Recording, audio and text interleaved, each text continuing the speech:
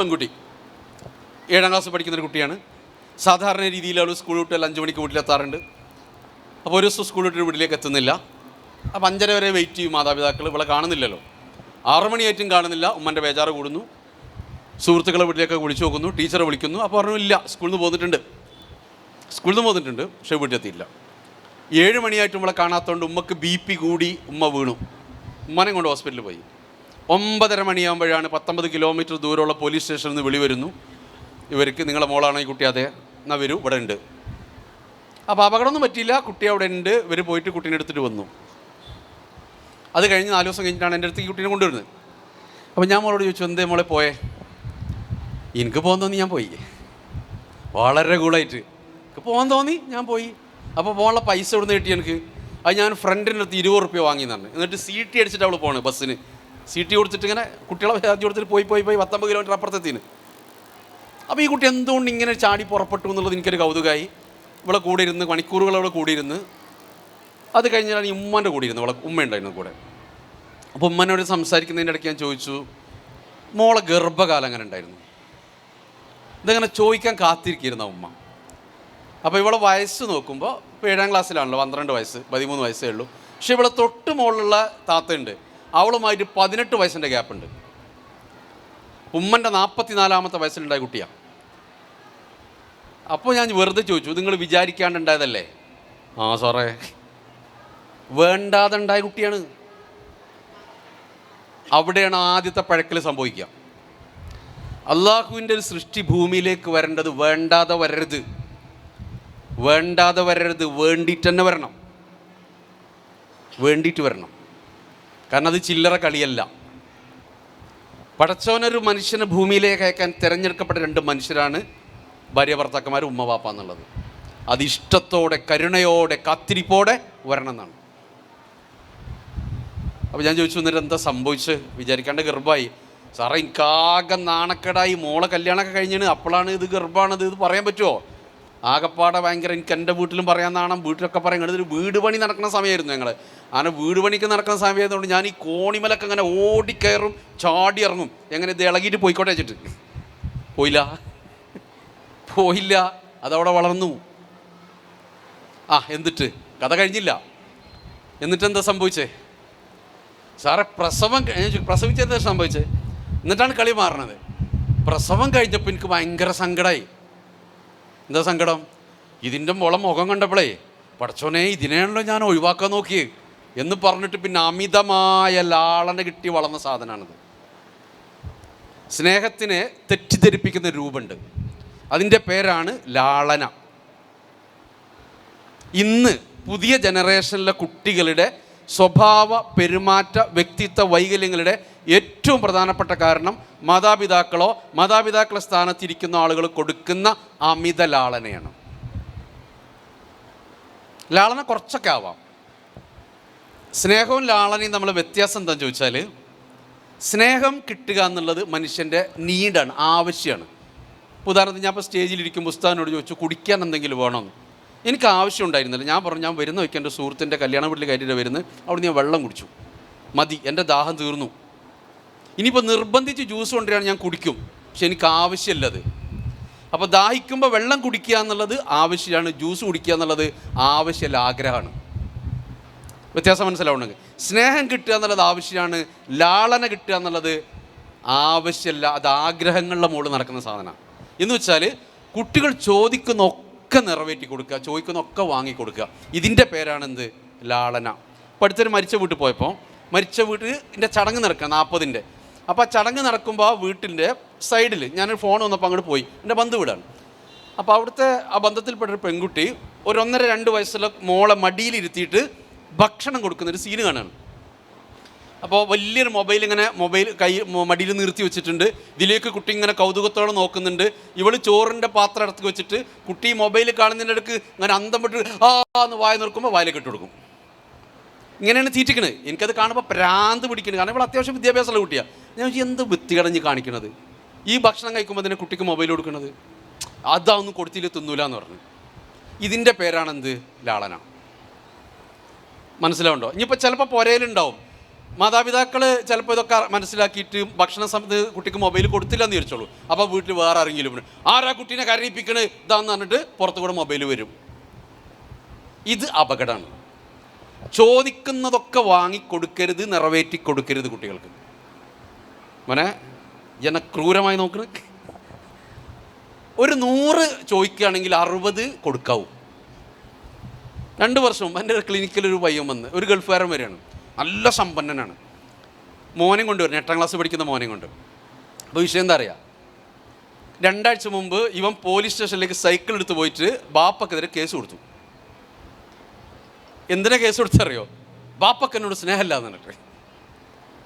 അപ്പോൾ ഞാൻ അങ്ങനെ ഇരുന്ന് സംസാരിച്ച്, എന്താ സ്നേഹമില്ല എന്ന് പറയാൻ എനിക്ക് തോന്നാൻ കാരണം എന്താ? 8ാം ക്ലാസ്സിലാണേ.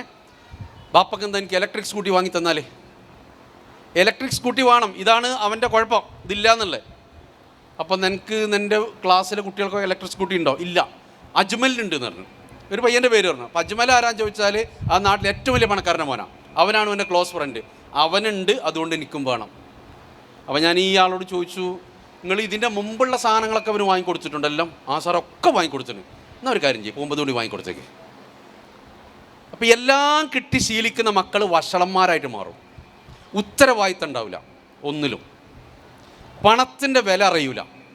ബാപ്പക്ക് ഗൾഫിലെന്തോ മരണ്ട്, പിടിച്ച് കുലിക്കാലോ ഇന്ന് പൈസ രാവിലെ അങ്ങനെ പോകും എന്നുള്ള ധാരണയിൽ വളർത്തും. ചിലപ്പം നമ്മളുടെ പോക്കറ്റിൻ്റെ കനമറിയാതെ മക്കൾ വളരരുത്. അത് വളർന്നു കഴിഞ്ഞാൽ ആ സാധനങ്ങൾ കുടുംബത്തിനും ആപത്തായിരിക്കും, നാടിനും ആപത്തായിരിക്കും. ഇന്ന് പുതിയ ജനറേഷനിൽ വലിയൊരു പ്രശ്നം ഇതാണ്, വഷളന്മാരായ കുട്ടികളുണ്ടാവും എന്നുള്ളതാണ്. എങ്ങനെ വഷളന്മാരാണെന്ന് ചോദിച്ചാൽ വഷളത്തരം പഠിപ്പിക്കുന്നതാണ്. ജന്മന ഒരു കുട്ടിയും വഷളനല്ല. ഫിത്രത്തിൽ എല്ലാ കുട്ടികളും നല്ലവരാണ്. അപ്പോൾ തിരിച്ചു പോവാ, സ്നേഹവും ലാളനയും മാറരുത്. ഇതിന് ഞാൻ പോകുന്നത്, ഇപ്പോൾ ഗർഭകാലത്ത് നല്ല സ്നേഹവും കരുണയും ചേർത്ത് പിടിക്കലും ഒരു സ്ത്രീക്ക് കിട്ടണം. പ്രതീക്ഷിച്ച ഗർഭമാകണം. കുടുംബത്തിൻ്റെ അകത്ത് ടെൻഷൻ ഉണ്ടാവരുത്. കുട്ടികളുടെ മാനസികാരോഗ്യം, പെരുമാറ്റം, സ്വഭാവം ഇത് നന്നാവണമെങ്കിൽ ഒരു 6 വയസ്സ് വരെ ഉമ്മ ഹാപ്പി ആയിരിക്കണം. ആര് ഹാപ്പി ആവണം? കുട്ടീൻ്റെ ഉമ്മ ഹാപ്പി ആവണം. അപ്പോൾ നമുക്ക് മക്കളെ നന്നാക്കാൻ ആഗ്രഹമുണ്ടെങ്കിൽ ആദ്യം ചെയ്യേണ്ടത് പുരയിലെ പെണ്ണിനെ ഹാപ്പിയാക്കിയിട്ട് നിർത്തണം. പുരയിലെ പെണ്ണിനെ ഹാപ്പിയാക്കി നിർത്തണം. പുരയിലെ പെണ്ണ് ഹാപ്പി അല്ലെങ്കിൽ അതിൻ്റെ ആദ്യത്തെ ഇരാരായിരിക്കും എന്നറിയോ? കുട്ടികളായിരിക്കും. എന്താ കാരണം എന്നറിയോ? നമ്മൾ ബഹളം ഉണ്ടാക്കി രാവിലെ വീട്ടിൽ നിന്ന് ഇറങ്ങും, ഇവർക്ക് കിട്ടിയ ഈ പ്രശ്നം ഇവർ കൊടുക്കുക എങ്ങോട്ടാ? കുട്ടിക്ക് കൊടുക്കുക. പ്രത്യേകിച്ച് ഒരു 3 വയസ്സിന് മുമ്പൊക്കെ കുടുംബത്തിൻ്റെ അകത്ത് ഗുരുതരമായ പ്രശ്നങ്ങൾ, വഴക്കുകളൊക്കെ കണ്ടു വളർന്ന കുട്ടികളുടെ കൗമാരം കുറച്ച് ബുദ്ധിമുട്ടിലായിരിക്കും. അപ്പോൾ ഗർഭം നന്നായിരിക്കണം, ഗർഭകാലം നന്നായിരിക്കണം. ഞാൻ വേറെ കേസ് കൂടി പറയാം. ഒരു +2കാരിനെ കൊണ്ടുവന്നാണ്, ഇതേപോലെ മോശമായ 3ാമത്തെ ബന്ധത്തിലാണ്. 10ാം ക്ലാസ് ഒന്നുണ്ടായി, അത് വീട്ടുകാർ പിടിച്ചു ശരിയാക്കി. +2-ലെത്തിയപ്പോൾ 3ാമത്താണ്. ഇവൻ്റെ കൂടെ വരും പല സ്ഥലത്തും യാത്ര ചെയ്തിട്ടുണ്ട്. അങ്ങനെയൊക്കെയാണ് കൊണ്ടുവരുന്നത്. അത് കഴിഞ്ഞപ്പോൾ എനിക്ക് തോന്നി ഞാൻ കുട്ടീനെ മാറ്റിയിരുത്തി ഉമ്മനെ വീണ്ടിരുത്തി. ഇതേ ചോദ്യം ചോദിച്ചു, മോളെ നിങ്ങളെ ഇവളെ ഗർഭകാലം അങ്ങനെ ഉണ്ടായിരുന്നു? ഇത് ചോദിക്കാൻ കാത്തിരിക്കുകയായിരുന്നു ഉമ്മ. പൊട്ടി കരയാണ് ഈ സ്ത്രീ. കരച്ചിലിൻ്റെ ഇടയിൽ കണ്ണീരിങ്ങനെ വാർന്ന് ഒഴുകുന്നതിൻ്റെ ഇടയിൽ അവർ പറഞ്ഞൊപ്പിച്ച വാക്കിയതാണ്, സാറേ ഈ ദുനിയാവിലൊരു നരകമുണ്ടെങ്കിൽ അത് ഞാൻ ഇവളെ വയറ്റുള്ളപ്പോൾ അനുഭവിച്ചിട്ടുണ്ട്. വീട്ടിലെ ആദ്യത്തെ മരുമകളാണ്. അപ്പം മിക്കവാറും സ്ത്രീകളെ ദാമ്പത്യ ജീവിതത്തിലെ ഏറ്റവും കഷ്ടപ്പാടിൻ്റെ വർഷങ്ങളായിരിക്കും ആദ്യത്തെ 5 വർഷം. കാരണം പുതിയ കുടുംബ സാഹചര്യത്തിലേക്ക് പൊരുത്തപ്പെട്ട് വരാൻ സമയമെടുക്കും. അവിടെ ചിലപ്പോൾ കൊനിഷ്ടി പിടിച്ച 2-3 നാത്തുമാരുണ്ടെങ്കിൽ വൃത്തിയാവും. അതിലൊരാൾ കെട്ടിച്ചൊഴിവാക്കിയതാണെങ്കിൽ അതിമനോഹരമായിരിക്കും. അതിൻ്റെ ഇടയിലുണ്ടായ ഗർഭമാണ്. ആ ഗർഭകാലത്തെ സ്ട്രെസ്സ് കുട്ടികളെ ബാധിച്ചാണ്. ഗർഭകാല സ്ട്രെസ്സിനോളം കുട്ടികളുടെ ആരോഗ്യത്തെ, ബുദ്ധിശക്തിയെ, പഠിക്കാനുള്ള കഴിവിനെ, സ്വഭാവത്തെ ബാധിക്കുന്ന ഒരു സാധനം മനുഷ്യൻ്റെ ജീവിതത്തിൽ വരാനില്ല. ശ്രദ്ധിക്കണം നമ്മൾ. ഗർഭകാലത്ത് സ്ത്രീക്ക് സ്ട്രെസ് ഉണ്ടാവാൻ പാടില്ല, ടെൻഷൻ ഉണ്ടാവാൻ പാടില്ല. നോക്ക് എത്ര മനോഹരമായിട്ടാണ് നമ്മളോട് മതം പഠിപ്പിച്ച്. എന്തൊക്കെ പ്രശ്നങ്ങൾ ഗർഭകാലത്തുണ്ടെങ്കിലും പെണ്ണിനെ തൊലാക്കില്ലാൻ പറ്റുമോ? ഇല്ല. അപ്പം എത്ര കരുതലിൻ്റെ മതമാണിത്. പക്ഷേ പ്രാക്ടീസ് ചെയ്യുന്ന നമ്മൾ ഇതിനെ കുളമാക്കി കളയുന്നുണ്ട്. അപ്പോൾ ഗർഭകാലത്ത് സ്ട്രെസ്സ് കൊടുക്കരുത്. ഞാനത് കേൾക്കുന്ന സ്ത്രീകളോട് പറയാം, നിങ്ങളുടെ വീട്ടിൽ നാത്തൂൻ എന്ന് പറഞ്ഞൊരു സാധനം ഉണ്ടാവും. നാത്തൂൻ ഗർഭിണിയാവുമ്പോൾ നിങ്ങൾക്ക് കൊടുക്കാൻ പറ്റുന്ന ഏറ്റവും മനോഹരമായ സമ്മാനം എന്താണെന്നറിയോ? മനസ്സമാധാനമാണ്. അത് വെച്ച് കളിക്കരുത്. നിങ്ങളെ മൂത്ത മോന് പഠനമൊക്കെ കഴിഞ്ഞൊരു 10-20 വയസ്സാകുമ്പോൾ വിവാഹം കഴിക്കുമ്പോൾ നിങ്ങളെ പേര് മാറും, അമ്മായിമാന്നാവും. അവൻ്റെ ഭാര്യ ഗർഭിണിയാവുമ്പോൾ കൊടുക്കാവുന്ന ഏറ്റവും മനോഹരമായ സമ്മാനം മനസ്സമാധാനമാണ്. അത് വെച്ച് കളിക്കരുത്.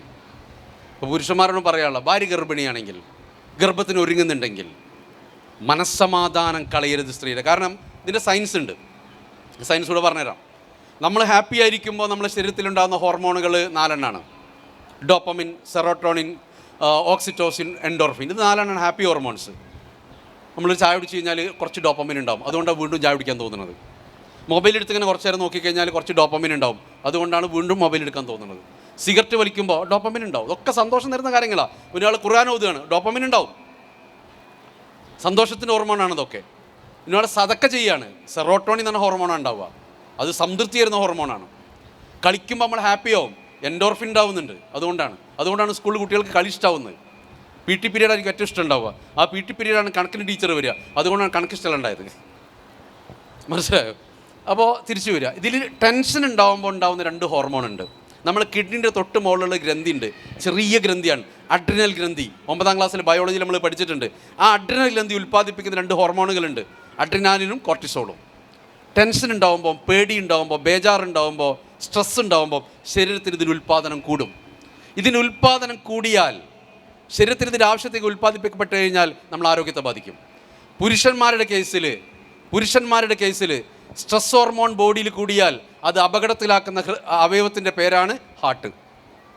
അറ്റാക്ക് വരും. ഗൾഫിലുള്ള മിക്കവാറും സുഹൃത്തുക്കൾക്ക് അറ്റാക്ക് വന്ന് മരിക്കുന്നത് എന്തുകൊണ്ടാണെന്നറിയോ? അറ്റാക്കാരനാണ് മരിക്കുന്നത്.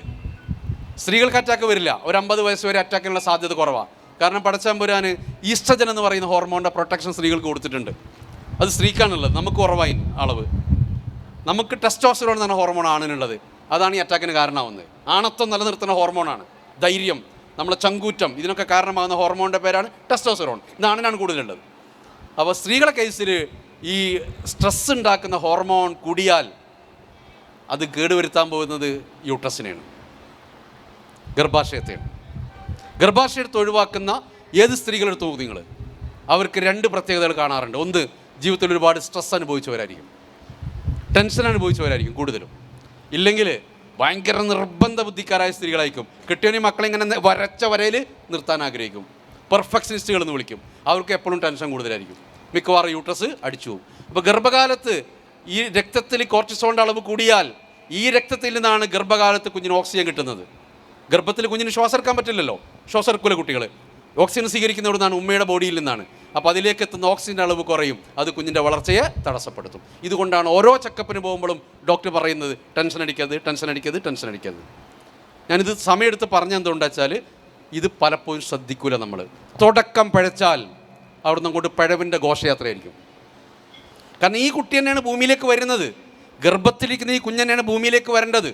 ഇപ്പം നമ്മളൊക്കെ നമ്മളെ വയസ്സ് പറയുമ്പോൾ 9 മാസം കുറച്ചാണ് പറയാറ്. എനിക്ക് 46 വയസ്സ് ഞാൻ പറയും. 46 + 9 എൻ്റെ കറക്റ്റ് വയസ്സ് അല്ലേ? ഈ 9 എവിടെയാണ്? ഗർഭാശയത്തിൽ. അവിടെ നിന്നല്ലേ നമ്മൾ ഉണ്ടായത്. കണ്ണുകൊണ്ട് കാണാത്ത ഒറ്റ കോശമായിരുന്നു നമ്മൾ. യൂട്രസിൻ്റെ ഗർഭാശയത്തിൻ്റെ ഇടത്തോ വലത്തോ ഉള്ള ഫെലോപ്പിയൻ ട്യൂബിലാണ് ഗർഭം ഉണ്ടായത്. അന്നേരം ഒരു കോശമായിരുന്നു അത്. ആ കോശം പെരുകി 9 മാസം കൊണ്ട് 50 സെൻറ്റിമീറ്റർ നീളവും 3 കിലോ തൂക്കവുമായി. അതേ സ്പീഡിൽ ജീവിതത്തിൽ നമ്മൾ പിന്നെ വളർന്നിട്ടില്ല. 9 മാസം കൊണ്ട് അത്ര വളർന്നു, പിന്നെ അതേപോലെ പിന്നെ വളരൂല. അപ്പോൾ ആ കാലയളവാണ് നമ്മൾ ഉണ്ടായത്. ആ ഉണ്ടാകുന്ന സമയത്ത് പിഴക്കാൻ പാടില്ല. ഇതിൽ തന്നെ ഗർഭത്തിൻ്റെ അവസാനത്തെ 3 മാസങ്ങളുണ്ട്, ലാസ്റ്റ് ട്രൈമസ്റ്റർ എന്ന് വിളിക്കും. 7, 8, 9 മാസങ്ങൾ അതിനിർണായകമായ മാസങ്ങളാണ്. അതുകൊണ്ടാണ് 7ാം മാസത്തിൽ ആദ്യത്തെ പ്രസവത്തിൽ കൂട്ടിക്കൊണ്ടുപോയി നിങ്ങളെ സ്ത്രീകളെ ആലോചിച്ച് കൊണ്ടു. എന്തിനാ 7ാം മാസത്തിൽ കൂട്ടിക്കൊണ്ടുപോയത്? അവളെ വീട്ടിലേക്ക് കൊണ്ടുപോകും, ഭാര്യൻ്റെ വീട്ടിലേക്ക് കൊണ്ടുപോകും. ഇതെന്തിനാ? ഒരു കാരണവശാലും ഒരു ടെൻഷനും ഉണ്ടാവരുത് കുട്ടിക്ക്, സ്ത്രീക്ക്. കാരണം സ്വന്തം വീട്ടിലാകുമ്പോൾ അതിൻ്റെ സാധ്യത കുറവാണ്. കാരണം 7, 8, 9 മാസങ്ങളിലാണ് തലച്ചോറിൻ്റെയും ശ്വാസകോശത്തിൻ്റെയും ഫിനിഷിംഗ് വർക്ക് നടക്കുക. ഫിനിഷിംഗ് നടക്കുന്ന സമയമാണ്, ലങ്സ് ഉണ്ടായി വരുന്ന സമയമാണ് ശ്വാസകോശം. അതുകൊണ്ടാണ് 7ാം മാസത്തിലൊക്കെ പ്രസവിച്ച കുഞ്ഞിനെ നമ്മൾ ബേബിയിൽ കൊണ്ടുപോയിട്ട് 3 മാസം ICUയിൽ ഇടുന്നത്. ലങ്സ് ഇല്ല, കപ്പാസിറ്റി ഇല്ല ശ്വാസം എടുക്കാൻ. തലച്ചോറിൻ്റെ ഫിനിഷിംഗ് വർക്കുന്ന സമയം. ആ സമയത്ത് ഉമ്മ ടെൻഷൻ അടിക്കാൻ പാടില്ല. ടെൻഷൻ അടിച്ചാൽ ആരെ ബാധിക്കും? കുഞ്ഞിനെ ബാധിക്കും. ഒന്നാമത്തെ ഘട്ടം നമ്മൾ തീർക്കുന്നു, ഓടിപ്പോകണം. പിന്നെ ഈ പ്രസവശേഷമുള്ള സമയങ്ങളാണ് അടുത്തൊരു യാത്രയിലേക്ക് പോകുമ്പോൾ സ്നേഹത്തിൻ്റെ രൂപങ്ങൾ വരേണ്ട സമയം. പ്രധാനമായിട്ടും 3 വയസ്സ് വരെയുള്ള കാലമാണ്. 3 വയസ്സ് വരെയുള്ള സമയത്തിനൊരു പ്രത്യേകതയുണ്ട്. ഇപ്പം നമ്മളിപ്പോൾ വീട്ടിൽ പോയിട്ടിന്ന് ഒരു പേനയും കടലാസും ഇരുത്തിട്ട് നമ്മളെ ജീവചരിത്രം എഴുതാന്ന് വിചാരിച്ചോളൂ. എത്ര ഓർമ്മിച്ചെടുത്തു കഴിഞ്ഞാലും 3 വയസ്സിനപ്പുറത്തുള്ള ഒരു കാര്യം പോലും നിങ്ങൾക്ക് എനിക്ക് ഓർമ്മ വരില്ല. കാരണം 3 വയസ്സിന് മുമ്പുള്ളതൊക്കെ പടച്ചോ നമ്മളെ മനസ്സിന് ഡിലീറ്റ് ചെയ്ത് കളഞ്ഞിട്ടുണ്ട്, നിലവിലില്ല അവിടെ. പക്ഷേ ആ കാലത്ത് കിട്ടിയ അനുഭവങ്ങളുടെ തുടർച്ചയാണ് നമ്മളിന്ന് ജീവിക്കുന്നത്. 3 വയസ്സോടുകൂടി തലച്ചോറിൻ്റെ വളർച്ചയുടെ 80% പൂർത്തിയാവും. തലച്ചോറിൻ്റെ വളർച്ച എന്നാൽ തലച്ചോറ് വലുതാവലല്ല, തലച്ചോറ് വലുതാവില്ല, അധികം തലച്ചോറ് വലുതാവില്ല. പക്ഷേ തലച്ചോറിൻ്റെ ഇടയിലുള്ള നാഡീകോശങ്ങൾ തമ്മിലുള്ള കണക്ഷൻ കൂടും, അതാണ് ബുദ്ധിയായിട്ട് മാറുന്നത്.